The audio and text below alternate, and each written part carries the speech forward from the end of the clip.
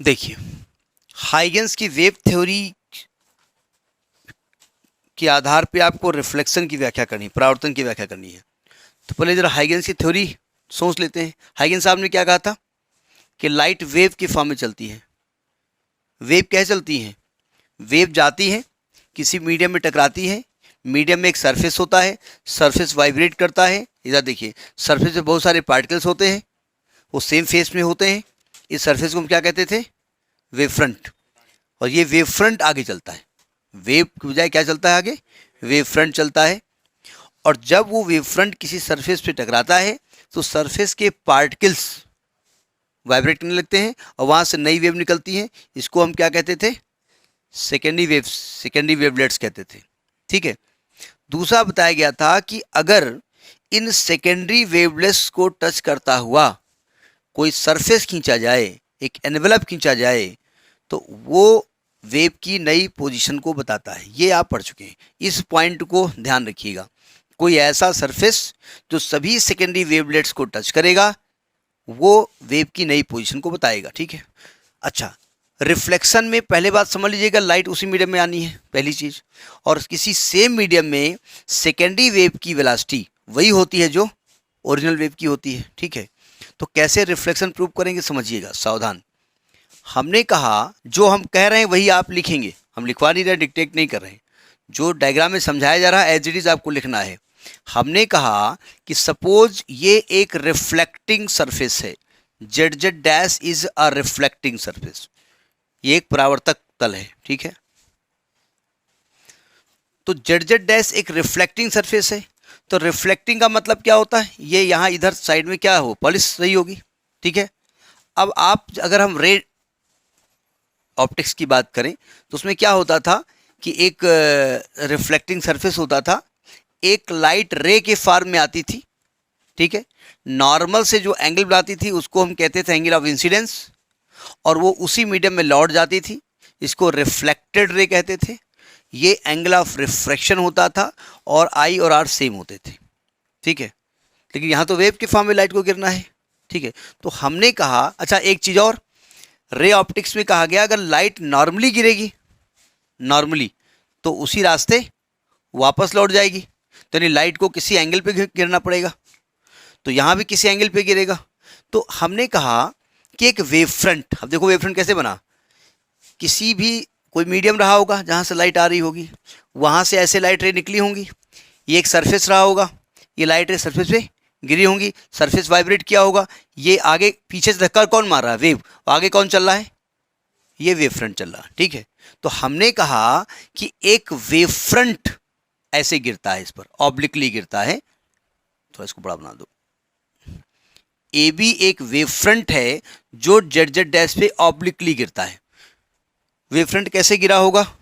ये एक्चुअली पीछे से वेव ऐसे रही होंगे ना, परपेंडिकुलरली ऐसे, ऐसे वेव। एक और चाहो बीच में बना, तो हम दो ही बना रहे हैं, यानी ऐसे वेव चल रही है एक तरीके से। ठीक है। ये वेव फ्रंट गिरा। अब एंगल कैसे हम दिखाएं? ये वेव फ्रंट है, ये वेव्स हैं जो इसको धक्का मार रही हैं।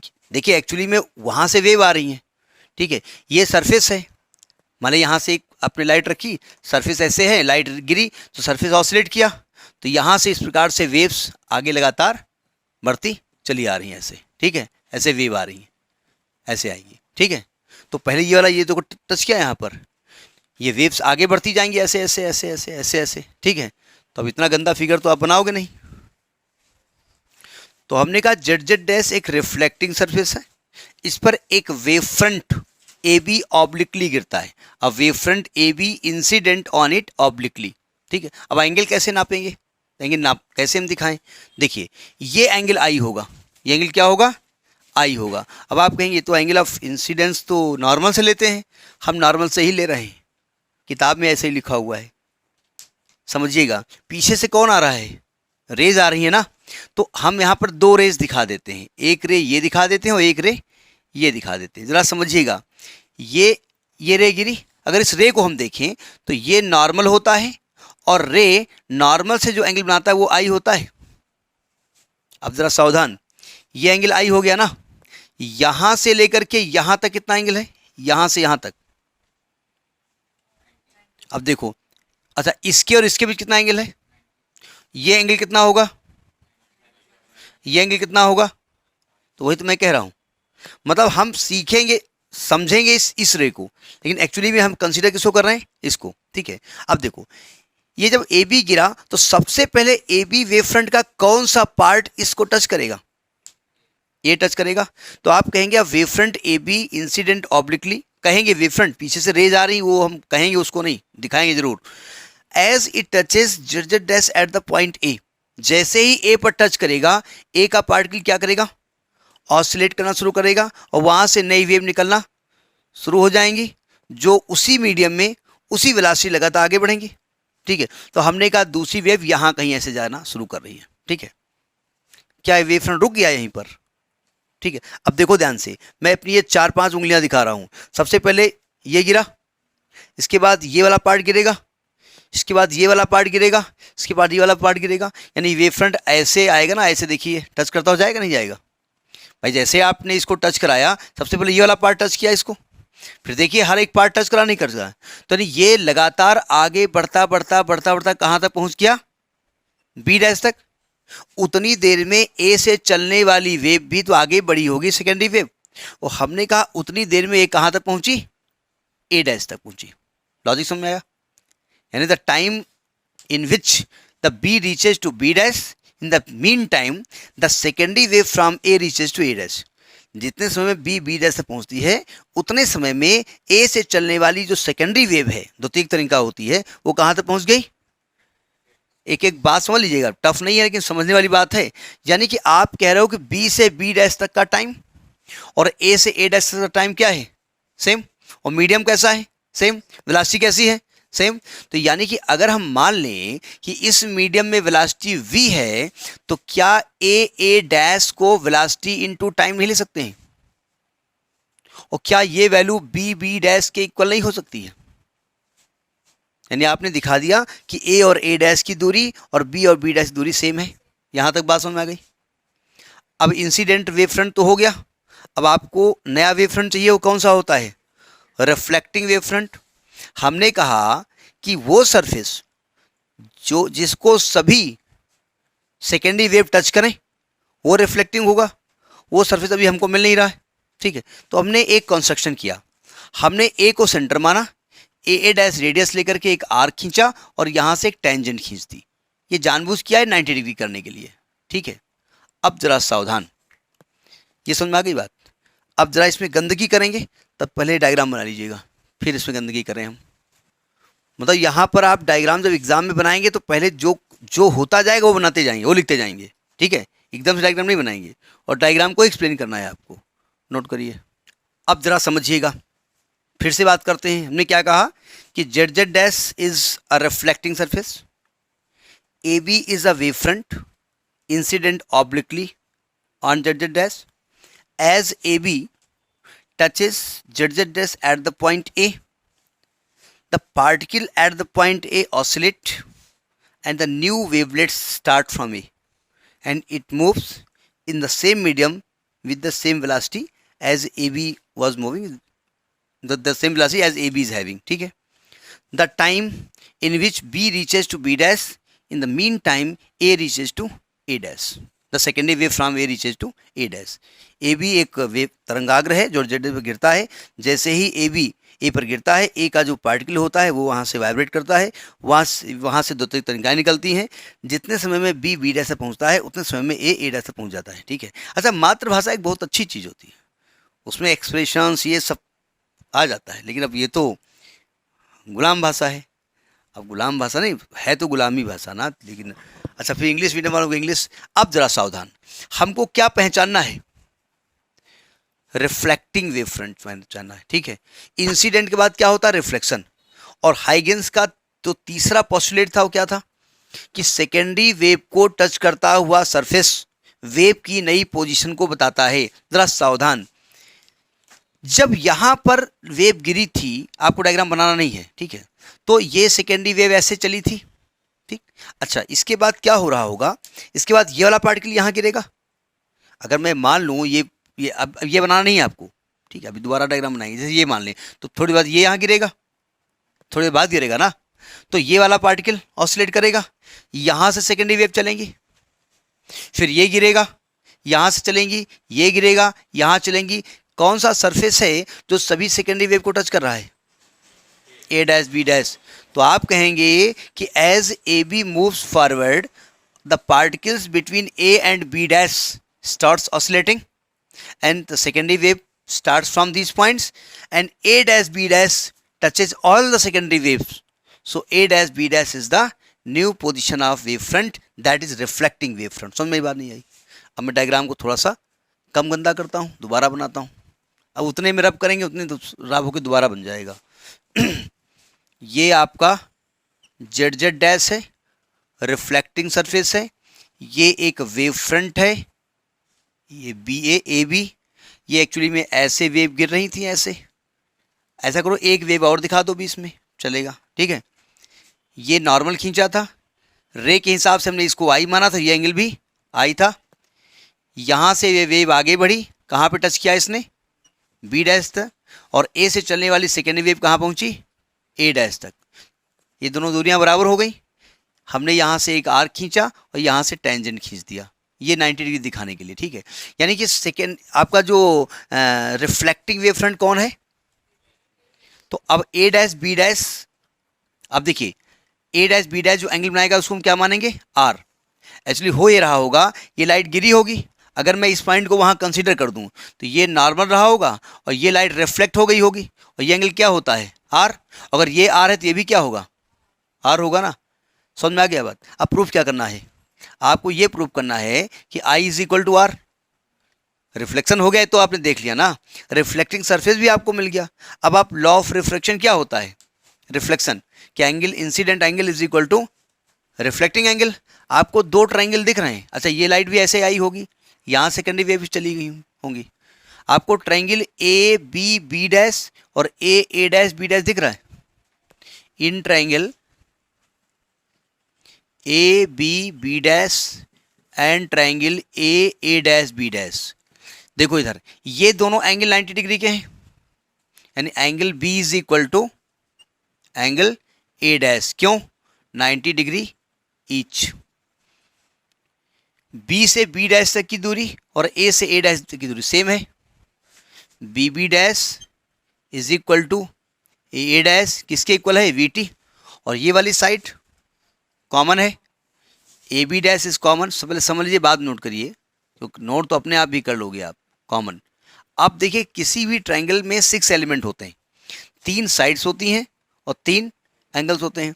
दो ट्रायंगल के अगर 3 चीज़ें इक्वल हो जाएं तो या तो वो सिमिलर होंगे या तो कॉन्ग्रुएंट होंगे। तो ये दोनों ट्रायंगल सिमिलर हैं या कॉन्ग्रुएंट हैं? बोले सिमिलर है, नहीं है तो कॉन्ग्रुएंट है।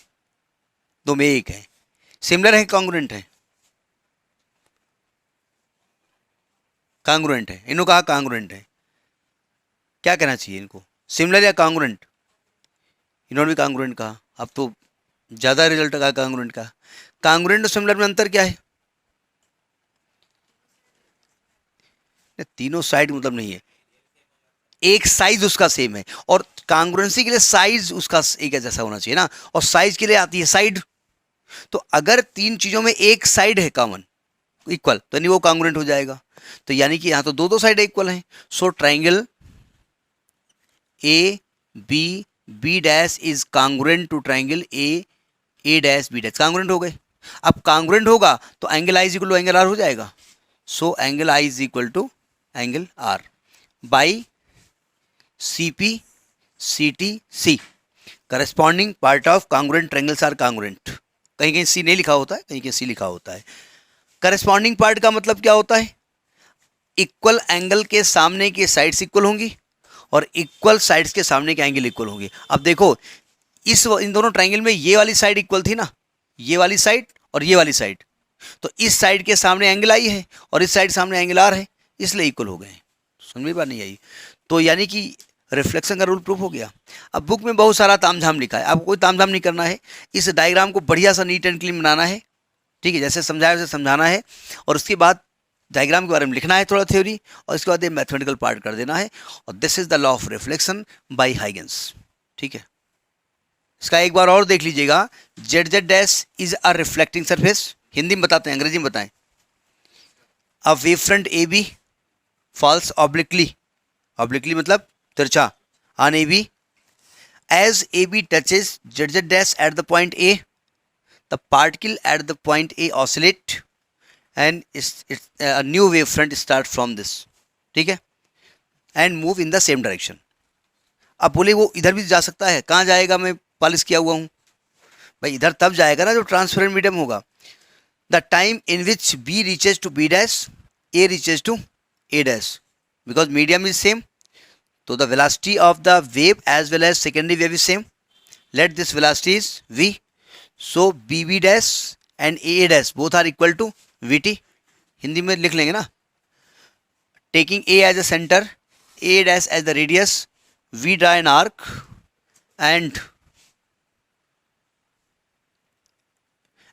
we draw a tangent a dash b dash. Tangent खींचने का मेरा मकसद ये है कि जब आप आर्क खींच रहे हो तो ये रेडियस हो जाएगी और ये टेंजेंट हो जाएगी, और रेडियस पे टेंजेंट नॉर्मल होती है, तो ये एंगल 90 डिग्री हो जाएगा, ठीक है।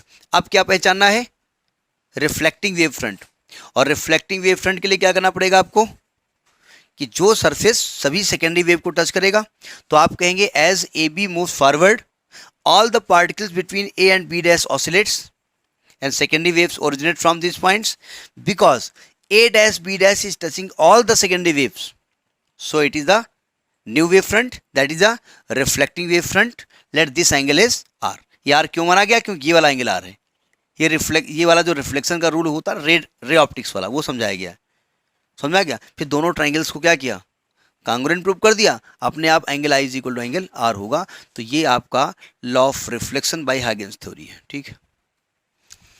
रिफ्लेक्शन में हमने क्या किया था, मिरर लिया था, अब हम क्या करेंगे, एक ट्रांसपेरेंट मटेरियल लेंगे, मीडियम लेंगे, ठीक है।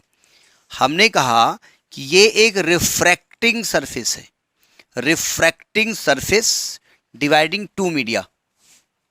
Suppose this media is a rare medium, this media is denser medium. Here the velocity of wave is v1, wave कहो चाहे लाइट कहो, क्योंकि लाइट को ही आप वेव की फॉर्म में मान के एक्सप्लेन कर रहे हो, और here velocity of light is wave is v2, ठीक है। अब एक वेव फ्रंट गिराना पड़ेगा आपको ऐसे, तो हमने कहा कि ए बी एक वेव फ्रंट है जो इस पर ऑब्लिकली गिरता है, ए बी एक वेव फ्रंट है इस पर ऑब्लिकली गिरता है। एक्चुअली में पीछे से ऐसे रेज आ रही होंगी इसको धक्का मारते हुए, तो 3 रेज यहाँ भी दिखा दो, जैसे रिफ्लेक्शन में दिखाया था आपने, 3 दिखा दिया हमने, ठीक है।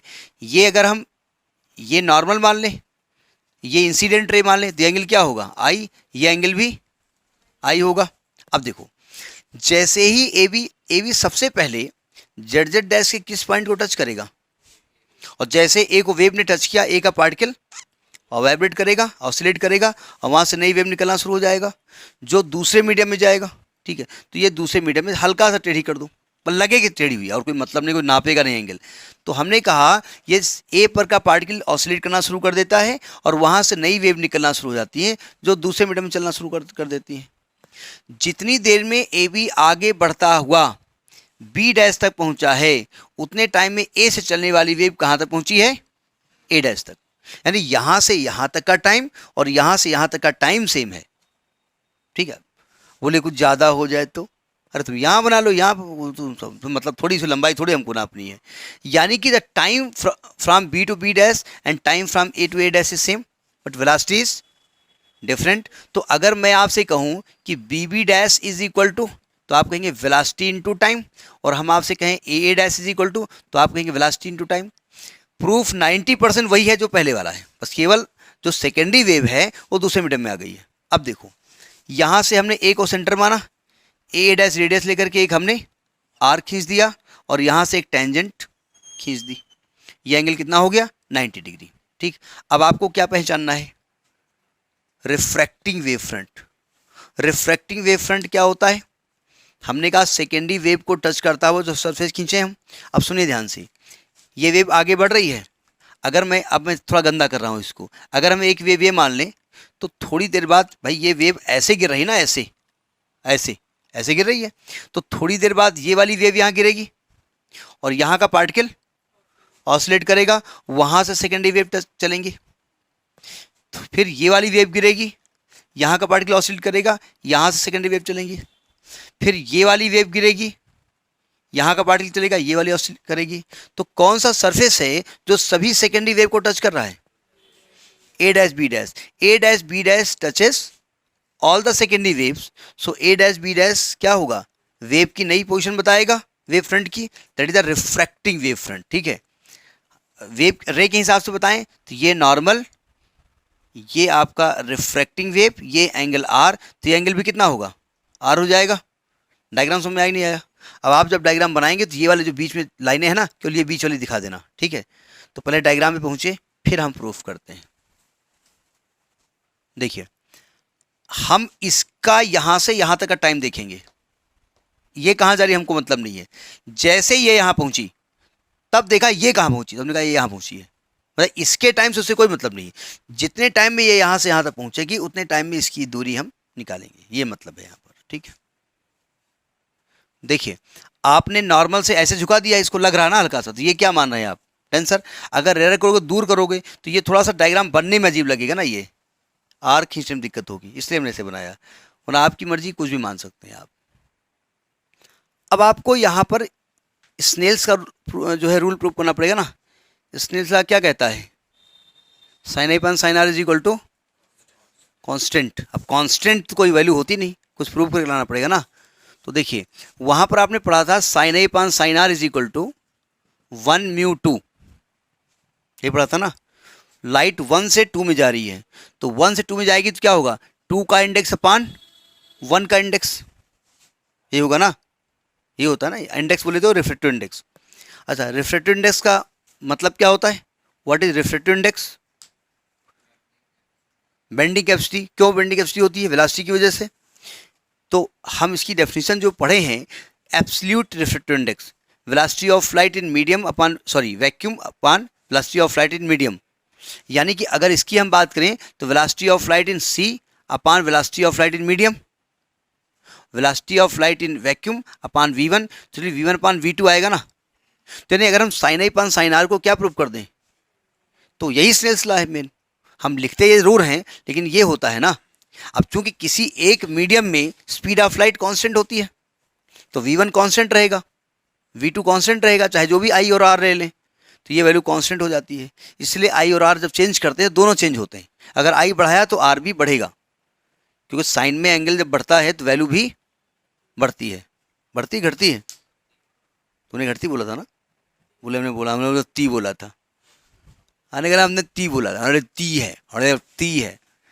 अगर जो कोई क्लियर ना हो तो क्या करें? जब बढ़ती और घटती में ती सब में आ रहा है, तो क्या वैल्यू घटती बढ़ी बोला ती है, बीच मतलब ऐसे कर दो ती है, सही बोल दो। अब सुनो ध्यान से, ये ट्रायंगल दिख रहा है आपको ए बी बी डैश, इधर देखिए भाई, ए बी बी डैश दिख रहा है। In triangle A B B dash, इसमें साइन आई लगाओ। Sine theta is equal to क्या होता है? परपेंडिकुलर अपन हाइपोटेन्यूज, लंबवती कर्ण। परपेंडिकुलर को पहचानने का तरीका बहुत बचपन में पढ़ा, इसलिए दोबारा पूछ रहे हैं। किसी भी ट्रायंगल में परपेंडिकुलर कैसे पहचानते थे, बताइए? किसी भी राइट एंगल ट्रायंगल में परपेंडिकुलर की पहचान क्या थी? एंगल के सामने परपेंडिकुलर होता है। तो साइन आई के सामने कौन है? B B dash. और हाइपोटेन्यूज क्या यहाँ पर है? ये 90 डिग्री है ना, ए बी डैश। अच्छा, नीचे का ट्रायंगल ले लो, in triangle A B dash A dash, A B dash A dash. Sine R लगाओ। आर के सामने कौन है?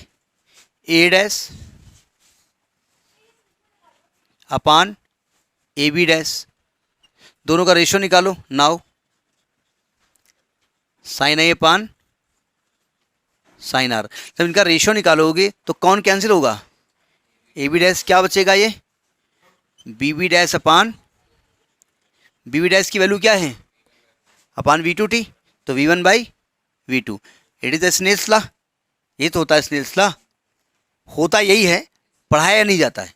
वो 1μ2 से हम रोक देते हैं वहीं पर, लेकिन रिजल्ट यही आएगा। तो it is the Snell's law, hence proved the reflection law. ठीक है, डायग्राम में कुछ बचा नहीं है। ऐसा करिएगा, ये वाली रे मत दिखाइएगा डायग्राम में। आप दिखा सकते हो, ऐसा कुछ नहीं है, ठीक है, लेकिन आप ना दिखाओ ज़्यादा, ठीक है, लेकिन कम से कम एक बीच वाली रे तो दिखाई दो। ये सेकेंडरी वेव ऐसे इसमें ये इसका दिखा दीजिएगा, ठीक है, ये वेव ऐसे आ रही है। तो दोनों रूल्स कैसे लगे अपने आप लिख सकते हैं ना। इसकी लैंग्वेज फिर देख लीजिएगा, पहले नोट करिए फिर बताएं। इसकी लैंग्वेज दोबारा देख लीजिए इंग्लिश में। मेरी इंग्लिश वैसे वो ऑक्सफर्ड शेक्सपियर वाली नहीं है, तो हाँ, तो हिंदी में इंग्लिश टाइप की मिक्सिंग बोल रहा हूँ। सुनिए, Z Z dash is a refracting surface, ये अपवर्तक तल है। A wave front A B incident obliquely, ठीक है, as A B touches Z Z dash at the point A, पहले ए बी टच करेगा ना, ये वेव फ्रंट है ऐसे, देखिए ये ए पे टच करेगा, फिर देखो आगे बढ़ता बढ़ता ऐसे टच करेगा ना। As A B incident z dash at the point A, the particle at the point A starts oscillating, a new wavefront starts from A and it moves in the second medium with velocity v1 v2, so ठीक है। the time in which B reaches to point B dash, A reaches to point A dash, तो चूंकि time आपने same लिया है तो B B dash is equal to velocity into time, A dash equal to velocity into time ले लिया, ठीक है।